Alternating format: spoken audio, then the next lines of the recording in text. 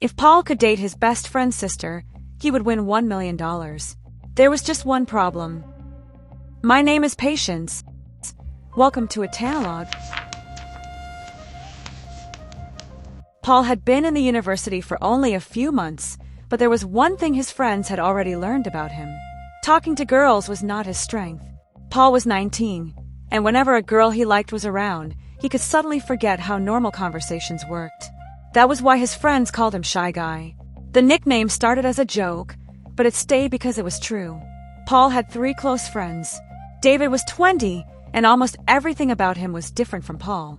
His nickname was Young Elvis, and when it came to girls, David never seemed to have a problem.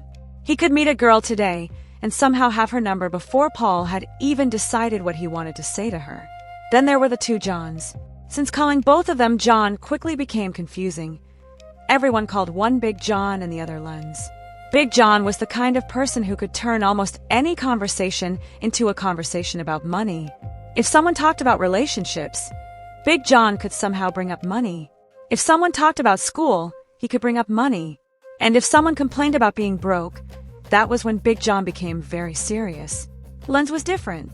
He was friendly, sharp, and intelligent. He also had no problem talking to girls, but unlike David, he had more important things on his mind.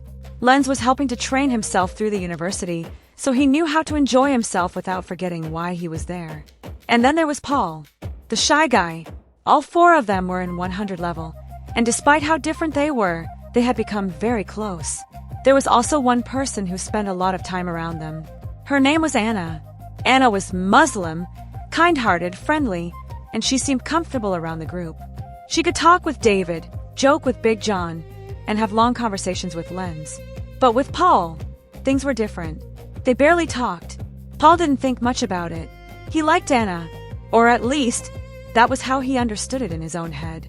He admired her, thought she was a nice girl, and enjoyed having her around.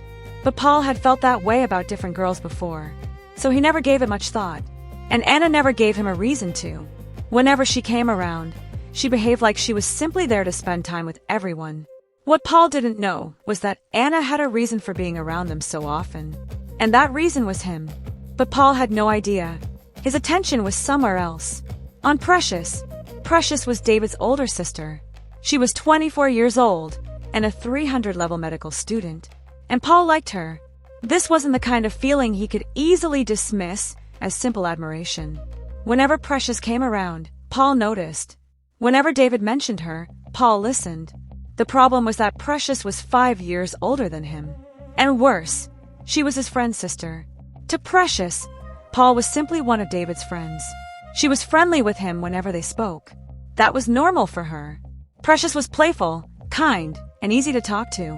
At least, easy to talk to if your name wasn't Paul and you weren't secretly crushing on her. Precious even treated David like he was much younger than 20 sometimes. David could complain about it all he wanted, but to Precious, he was still her little brother. So Paul could only imagine where that placed him. He was 19. He was David's friend, and he could barely talk to girls his own age without overthinking everything. Still, he liked her. For some time, nobody knew. Paul certainly wasn't planning to tell David. It wasn't exactly an easy thing to tell your friend that you had feelings for his older sister. So Paul kept it to himself, or at least, he thought he did. One day, David noticed something. It wasn't anything Paul said. It was simply the way Shy Guy behaved whenever Precious was involved. At first, David ignored it. Then he noticed it again, and again. Eventually, he started watching Paul more carefully. Paul didn't know he was being studied. Big John didn't notice anything. Lens didn't notice anything. Anna didn't say anything. But David knew his friend. And after a while, something began to make sense. David looked at Paul. Wait! Paul looked back at him. What? David stared at him for a few seconds. Then he started smiling. Paul immediately became uncomfortable. What? You like my sister? Paul froze. Big John turned toward them. Lens looked up. Anna was there too. Paul tried to laugh. What are you talking about? David's smile grew wider. My sister. Precious. Paul shook his head. You're not serious. Oh, I'm very serious. David had seen enough. And the more Paul denied it, the more obvious it became. Big John started laughing. Lenz joined in. Paul tried to defend himself, but that only made things worse. David couldn't believe it. Out of all the girls Paul could have liked, Shy Guy had chosen his older sister. "So you want Precious?" Paul didn't answer. David laughed again. "Shy Guy you." That one touched Paul's pride. Paul could accept being shy. He could accept the jokes. But David was now looking at him like dating Precious was completely impossible. Paul finally admitted that he liked her. And David immediately asked the question, "You really think you can date my sister?" Paul should probably have said no. He should probably have admitted that he didn't even know how he would approach her. Instead, with Big John, Lenz and Anna listening, Paul said yes. David stared at him. "You?" "Yes." "My sister?" "Yes." David laughed. Paul was no longer backing down. If anything, the laughter made him more determined to defend himself. He told David that if he really wanted to, he could do it. David didn't believe a word of it. This was Shy Guy, a guy who could like a girl for weeks and still be thinking about the perfect way to say hello. And now he was claiming he could date Precious. David decided to make things interesting. "If you can make Precious your girlfriend, I'll give you $1 million. The laughter stopped. Paul looked at him. Big John immediately became interested. $1 million? David nodded. Big John wanted to make sure he had heard correctly. "You said $1 million? "Yes." Even Lenz looked surprised. Paul studied David's face, waiting for him to laugh and say he was joking. He didn't. David was serious. He was willing to bet $1 million that Paul could not date his sister. The amount was crazy. But David wasn't making the offer because he wanted to throw money away. He made it because he was convinced he would never have to pay. Paul couldn't even talk to girls properly. Precious was older than him. And David knew his sister. As far as he was concerned, his money was safe. Paul asked him again if he was serious. David said yes. And everyone there knew something about young Elvis. If he made a promise, he kept it. Big John looked at Paul as if the answer should have been obvious. This wasn't just about a crush anymore. There was $1 million on the table. Paul thought about his family.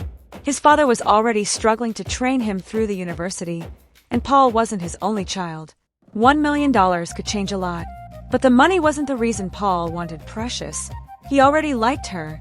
The money simply gave Shy Guy a reason to do something he had been too afraid to do.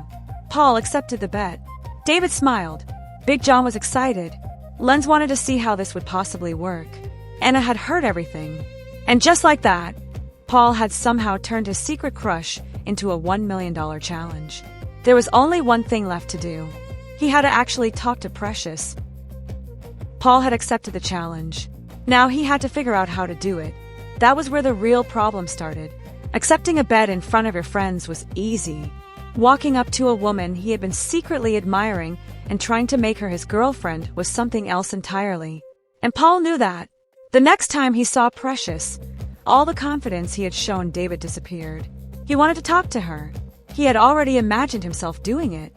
But when the opportunity actually came, Paul found himself doing what he normally did. Nothing. Later, David heard about it and laughed. "You said you could date my sister." "I will." "You couldn't even talk to her." "I said I will." David laughed again. Paul was beginning to regret how confidently he had accepted the challenge. But $1 million was waiting for him if he succeeded. And even without the money, this was Precious, the girl he had already wanted before any bet existed. So Paul tried again. His first few attempts were nothing impressive. Sometimes he found a reason to say something to Precious, only for the conversation to end much faster than he expected. Other times, he would think too much before speaking and lose the opportunity completely. And there were moments when Precious herself would speak to him first, making everything Paul had prepared in his head suddenly useless. The strange thing was that Precious wasn't difficult to talk to. Paul was the one making it difficult. She was naturally friendly. She joked easily, and she didn't behave like someone who wanted her brother's friends to stay away from her. If Paul said something funny, she laughed. If he asked her something, she answered. If they happened to be around each other, she had no problem talking to him. The problem was what happened inside Paul's head. Every normal conversation meant more to him than it meant to her. If Precious laughed at something he said, Paul remembered it. If she called his name, he noticed. If they spoke longer than usual, He wondered if he was finally making progress. Precious wasn't thinking about any of that. To her, Paul was Shy Guy, one of David's friends, and the nickname amused her. The first time she called him Shy Guy herself, Paul looked at David immediately. David nearly laughed. Precious noticed Paul's reaction. What? Nothing. So you're really shy? Paul denied it. Precious laughed. Then why do they call you Shy Guy? Paul had no good answer. David answered for him. Because he is. Paul told David to keep quiet, which only made Precious laugh more. It wasn't romantic. It wasn't some huge moment. But Paul enjoyed it, and little moments like that started happening more often. He stopped feeling like every sentence he said to Precious needed to be perfect. At first, he would wait for the right opportunity to speak. Eventually, he started speaking without planning everything beforehand. Precious noticed that too. One day, she told him he wasn't as shy as David made him sound. Paul smiled. If only she knew. The person making him fight that shyness was standing right in front of him. But Paul wasn't ready to tell her that. Not yet. He wanted to get closer first. And slowly he did. Not close enough to call it anything serious, but close enough that Precious became used to him. She started including him naturally in conversations. Sometimes she teased him. Paul began teasing her back. Although the first time he did it, he immediately wondered if he had gone too far. Precious simply laughed and gave him an answer of her own. That helped. Paul was beginning to see the side of Precious that David already knew. She could be playful, very playful, and she enjoyed treating David like he was still a little boy. David hated it. Precious enjoyed the fact that he hated it. Paul once watched them argue over something small, only for Precious to dismiss David in the same way someone might dismiss a much younger brother. David complained that he was 20. Precious didn't care. To her, he was still her younger brother. Paul found it funny, until he remembered something. If Precious could look at 20-year-old David and still see her little brother, what exactly did she see when she looked at his 19-year-old friend? Paul didn't want to think about that, so he kept trying. While Paul was slowly working on the challenge, Big John had something else on his mind. $1 million. He found David when Paul wasn't there. Are you actually serious about that money? David knew exactly what he meant. Yes. You want to give Paul $1 million just like that? David laughed. I'm not giving him anything. But you promised. I know what I promised. Big John looked at him. So if Shy Guy dates Precious, you're really paying him? Yes. Big John couldn't understand how David could say it so casually. $1 million wasn't small money. But David wasn't worried. Paul is never going to do it. Big John smiled. You're very sure. I'm not just sure. I know. What if he actually does? He won't. But anything can happen. David shook his head. There was no fear in his voice. You know, Paul. Big John did. That was exactly why the bet sounded ridiculous in the first place. David continued. Even if he tries, it's not going to work. Big John reminded him that Paul already liked Precious. That alone could make him take the challenge more seriously than David expected. David still wasn't moved. Paul could try as much as he wanted. David didn't believe Precious would date him. There was the age difference. There was Paul's shyness. And most importantly, David knew his sister. In his mind, he had made the safest $1 million bet possible. Big John wasn't as convinced. He didn't say Paul would win. He simply reminded David again. Anything can happen. David laughed. Not this. And for a while, it looked like David was right. Paul wasn't getting anywhere romantically. He was only getting better at talking to Precious. But Paul didn't see that as failure. A few weeks earlier, talking to her comfortably had seemed difficult enough. Now, Precious could see him and start a conversation without Paul becoming nervous. Sometimes Paul even forgot he was supposed to be trying to impress her. He would simply talk to her. And strangely, those were usually his best conversations with her. The less he tried to perform, the easier everything became. Precious started learning more about him. Not because Paul sat her down and told her his life story. It happened naturally. One conversation led to another. She learned that behind all the jokes about Shy Guy, Paul could actually be funny when he was comfortable. Paul learned that being older didn't make Precious as serious as he had once imagined. And because she was easy to talk to, Paul started enjoying their friendship beyond the challenge. That made things more complicated, because his feelings weren't disappearing. They were getting stronger. Anna was still around the group through all of this. She knew about the challenge. Everyone did.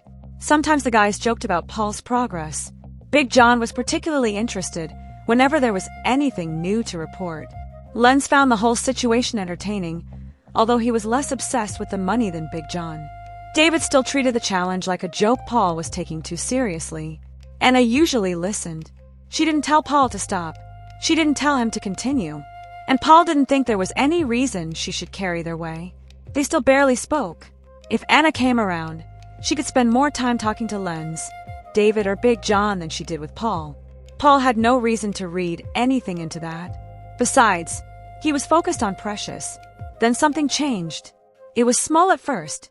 David noticed that Paul no longer behaved strangely every single time Precious was around. He was getting comfortable. That alone didn't worry him. Comfort wasn't dating.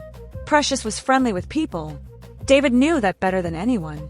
So when Big John pointed out that Shy Guy was actually making progress, David dismissed it. He's talking to her. So what? Big John smiled. Before, he couldn't even do that. David looked at Paul. Big John was right about that part. Paul had gone from struggling to start a conversation with Precious to actually having a friendship with her. But David still wasn't worried. Not even a little. At least, that was what he said. Paul, meanwhile, had started wondering when he should make his next move. He couldn't remain Precious's friend forever and expect to somehow win the bet. At some point, she needed to know that he liked her. But every time Paul thought about telling her, the same fear returned.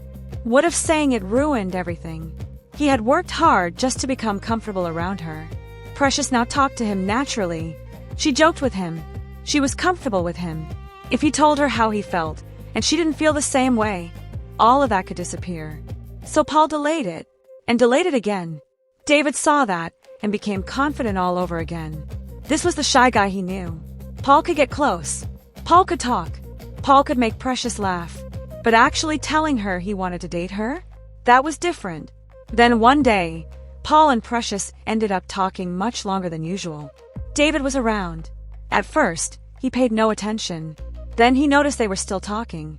And still talking. Precious was laughing. Paul looked completely comfortable. David watched them for a moment. Big John noticed David watching. He moved closer to him. "You're looking at your $1 million. David turned to him. "Nothing is happening." Big John smiled. "I didn't say anything was happening." David looked back at Paul and Precious. He knew his sister was naturally friendly. He knew Paul was only her younger brother's friend. He knew there was no reason to worry. Still, for the first time since making the bet, young Elvis wasn't laughing. He watched Paul and Precious for a little longer. Then Big John looked at him. "You're worried?" David immediately denied it. "Worried about what?" $1 million. David laughed. It wasn't happening. Precious was friendly. That was all. Paul had simply managed to become comfortable around her, and David was willing to admit that was impressive. But dating her? No. There was a huge difference between making Precious laugh and making Precious your girlfriend. So David refused to panic. Paul, on the other hand, was starting to believe he had a chance. Not because Precious had told him anything. She hadn't. Not because she was flirting with him. She wasn't. But compared to where he had started, things had changed. He could talk to her now without preparing every sentence in his head. Precious had become comfortable around him too. Sometimes she teased him about being Shy Guy. Paul would tell her the nickname wasn't accurate anymore. Precious would laugh and remind him that he had barely spoken to her when they first met. Paul couldn't argue with that. He liked what they had become. And that was exactly what made his next move difficult. The challenge wasn't to become Precious's friend. He had to date her. And there was no way to know if that was possible without eventually telling her how he felt. Lenz knew Paul was delaying it. "You've done the hard part already." Paul disagreed. Talking to Precious wasn't the hard part anymore. Telling Precious that all those conversations meant something different to him, that was the hard part. Big John had a different way of looking at it. $1 million. That was his advice. Paul looked at him. Big John repeated himself. $1 million. Lenz laughed. But Big John was serious. "You're acting like you're about to ask for her hand in marriage. Tell her you like her. If she says yes, you're closer to $1 million. If she says no, at least you'll know." Paul knew that made sense. Knowing was better than spending weeks wondering. But it was easy for Big John to say. He wasn't the one who had to do it. David wasn't encouraging Paul either. If anything, young Elvis had returned to his old confidence. He told Paul that becoming friends with Precious was probably as far as he was going to get. Paul asked if he was getting scared. David laughed. Please tell her. Paul looked at him. I'm serious. Go and tell her. David was almost inviting him to do it now. You think I'm scared of paying you? Paul smiled. You were watching us that day. So, you looked worried. Big John immediately supported Paul. David denied everything. He told them he had only been watching because Paul had somehow learned how to hold a conversation with a woman. That alone was an achievement worth seeing. Paul didn't appreciate that, but underneath all the jokes, something had changed. The challenge no longer felt impossible. Even David had seen that. Paul had gotten closer to Precious than any of them expected. Now there was only one question left. What did Precious actually think of Paul? Paul finally decided to find out. When he got another chance to talk to her, everything started normally. That almost made it harder. Precious was being herself. Relaxed, playful, friendly. And Paul knew that whatever he said next could change the friendship they had built. So he kept talking about other things. He told himself he would say it after one more conversation. Then after one more joke. Then in another minute, Precious eventually noticed something was wrong. You're acting strange. Paul denied it. Precious didn't believe him. You are. Paul laughed nervously. She asked what was wrong. This was the opportunity he had been waiting for. And somehow, Paul still almost wasted it. But he remembered how all of this started. He remembered being unable to approach her. He remembered David laughing when he found out about the crush. He remembered accepting a challenge that everyone thought Shy Guy had no chance of winning. Paul had already come this far. So he told her, I like you. Precious smiled. For a moment, she thought he was joking. Paul didn't laugh. Precious looked at him again. Wait, you're serious? Paul nodded. The smile on her face changed. Not because she was angry. She was surprised. Paul explained that he had liked her for some time. He didn't mention David's bet. He didn't mention $1 million. This wasn't the moment for that. His feelings for Precious had existed before the challenge anyway. Paul finally asked if she would be willing to date him. Precious stared at him for a moment, and Paul waited. This was it. Weeks of trying. Weeks of pushing himself out of a comfort he had hidden inside for years. One answer could give him the girl he wanted and $1 million. Precious spoke carefully. Paul.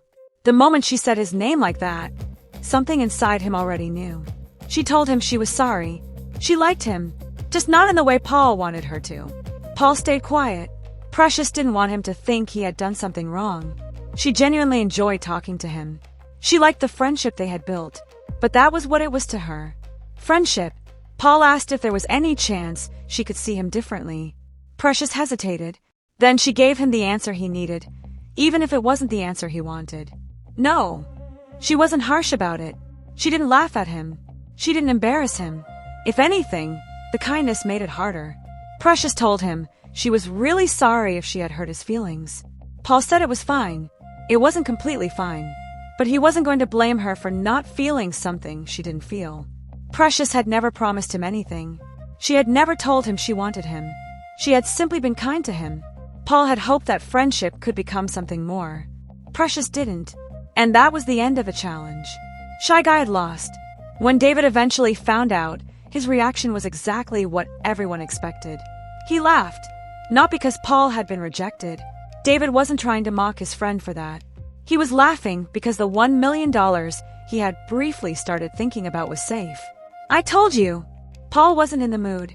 Big John looked disappointed enough to make it seem like he had lost the money himself. Len shook his head. Paul had come much closer than any of them expected. But close didn't matter. Precious wasn't his girlfriend. There would be no $1 million. David reminded Big John about their earlier conversation. I told you it wouldn't happen. Big John nodded. This time, there wasn't much he could say. Paul tried to laugh with them, but losing the challenge hurt more than he expected. Part of it was the money. He couldn't pretend otherwise. $1 million had been close enough for him to start imagining what it could do. He thought about his father. He thought about the struggle of keeping him in school. He thought about how much could have changed. and now it was gone. But the money wasn't what hurt most. Precious had been the reason he accepted the challenge so quickly in the first place. He genuinely liked her, and now he knew she didn't feel the same way. Paul became quieter. He wasn't devastated. Life hadn't ended. He would get over it. But for a while, he was sad. Anna noticed. She already knew what had happened. She had been there when the bet was made, so she understood what Paul had lost. She knew about the money. She knew about Precious. And unlike the boys, she wasn't interested in making jokes about it. When she got the chance, she spoke to Paul. That alone was unusual. For someone who spent so much time around his friends, Anna and Paul still barely spoke directly. But this time, Anna didn't seem bothered by that. She asked if he was okay. Paul said he was. Anna didn't believe him. Paul smiled. Why does everyone know when I'm lying? Because you're not good at it. Paul laughed a little. That helped. Anna told him not to let what happened with Precious affect him too much. At least he had tried. Paul told her that trying had cost him $1 million. You didn't have the money before. I almost had it. You almost had nothing. Paul looked at her. Anna smiled. You're not helping. I am trying. Paul laughed again. For a moment, he forgot he was supposed to be sad. Anna reminded him that Precious rejecting him didn't mean there was something wrong with him. Sometimes someone simply didn't feel the same way. Paul understood that. He just wished he hadn't spent so much time believing things might work. Anna became quiet. Then she said something without thinking. Maybe you were just looking at the wrong person. Paul looked at her. Anna immediately realized what she had said. What? Nothing. No. What do you mean? I didn't mean anything. Paul stared at her. Anna tried to move past it, but something about the way she suddenly avoided the question made Paul curious. The wrong person? Anna told him to forget it. Paul didn't. He asked if she knew something he didn't. Anna denied it. Paul watched her carefully, and then a thought entered his mind. A strange one. He almost dismissed it immediately. Anna! No. That didn't make sense. She barely talked to him. Whenever she came around, she spent most of her time talking to David, Big John, and Lenz. Paul had always assumed she was simply friends with all of them. Still, her words stayed in his head. Maybe you were just looking at the wrong person. Paul remembered that he had always liked Anna in some way. He had admired her. He enjoyed having her around. But he had never treated those feelings seriously. Precious had been different. Precious was the girl he had actually admitted he wanted. And look where that had ended. Paul didn't ask Anna again. He wasn't even sure there was anything to ask. Maybe she had simply been trying to make him feel better. Maybe he was doing what he had done with Precious again, taking something small and wondering if it meant more. He wasn't ready to make that mistake twice. A little later, Paul spoke to Big John alone. He told him what Anna had said. Big John listened. Paul explained that he wasn't sure what she meant, but something about it made him wonder if Anna liked him.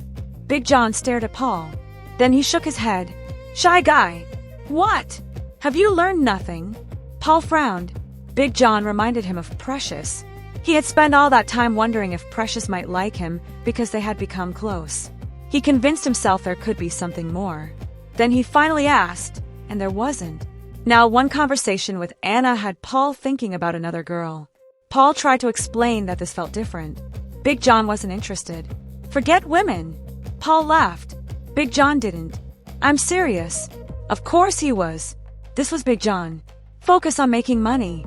Paul shook his head. You always say that. And I'm always right.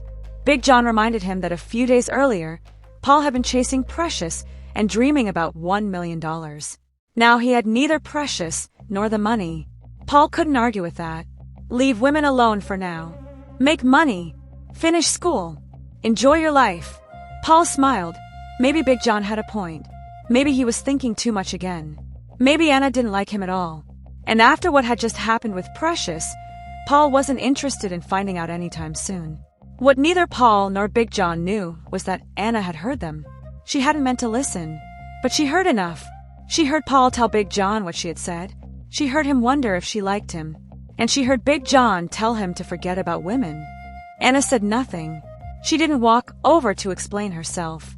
She didn't tell Paul that he was right. She didn't tell Big John that he was wrong. She simply listened.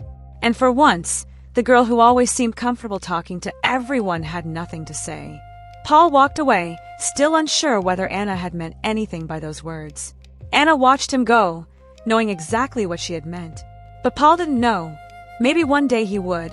Maybe he wouldn't. Because sometimes we spend so much time chasing the person we want that we never notice the person who might actually want us. And sometimes, by the time we finally notice, we've already decided to stop looking. Before you go, tell me what you think about this story in the comments. And if you enjoyed it, don't forget to like and subscribe. I'll see you in the next one.